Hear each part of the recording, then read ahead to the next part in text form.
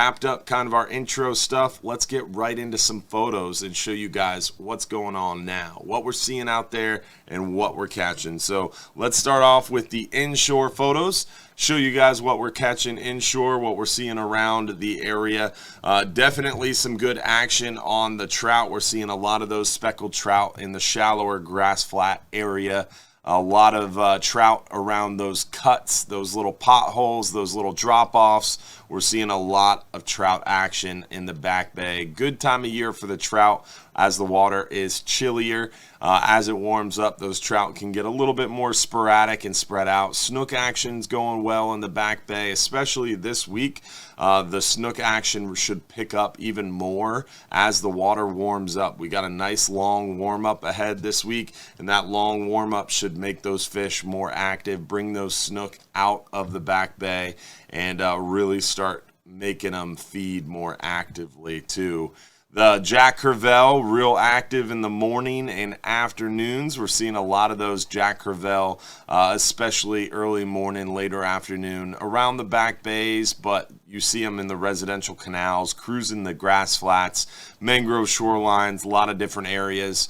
The sheep's head bite is just absolutely great right now. We're seeing sheep's head around virtually any dock, pier, bridge, jetty, seawall, rock piles. The sheep's head are thick. The redfish action mostly around those canals, dock lines, but we're seeing a lot of the big redfish cruising with some mullet, hanging out on the grass flats, the oyster beds. Good areas to look for those redfish is mostly residential canals. That dark bay mud is radiating that heat and holding some crustaceans and got those redfish feeding well. This is a snook from the back bay, upper bay, mouth of a creek, river, bayou.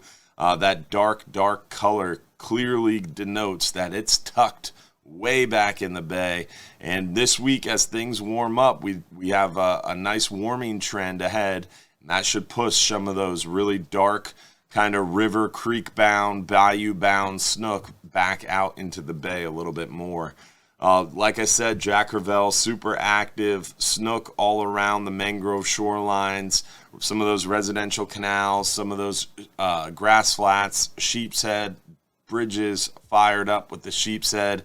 Our good buddy Dave Osterberg caught himself a nice big old trout, or a nice big bass, on Lake Tarpon. We're so proud of our little buddy Dave and his big old bass. This was an 8.11 pound bass I think he caught on a whopper plopper lure on a charter in Lake Tarpon. So pretty awesome, big bass. And this is the time of year for the bass that you see some real big ones. They're bedding down right now on those edges of the lake. One of our supporters and Regulars Club members, Jeff Reedy, got himself a nice big one. I believe Jeff's was around 6 pounds, which is a solid keeper bass, solid big bass keeper. Most people release their bass, especially this time of year. I know Dave released his. I believe Jeff released his as well because they are spawning fish this time of year. But got some nice bass going around, so pretty cool. The snook action, this is our buddy John Sasser, the vampire of John's Pass and other areas. Fishes almost every early morning around local passes and still catching the snook in the passes, which is impressive, especially with the cooler water. But this week, it's going to warm up quite a bit, and I bet that pushes those snook back into the passes a little bit more actively. Trout around dock lights, bridge lights. Our good buddy Dan the Fishman, who is launching a kayak charter here very soon, is tearing up the sheep's head. Our good buddy John Sasser with some nice big trout again. It's been a good overall inshore bite. We're seeing a lot of that trout action. The sheep's head is absolutely insane right now. And we're just really enjoying some great fishing all the way around the area. Let's get into the nearshore photos and talk a little bit about what we're seeing nearshore. Hopefully you're doing well. And I can't believe Lance Hall went fishing without you and caught a keeper hogfish when he left you at home with the kids. Man. But I heard that he brought it home, and you guys had some coconut crusted hogfish, so maybe he redeemed himself. Here is the man himself, Lance Hall, with that hogfish we were talking about that he caught without his better half, Christina. So nice hogfish, Lance. There's another nice hogfish from a recent 5-hour half day.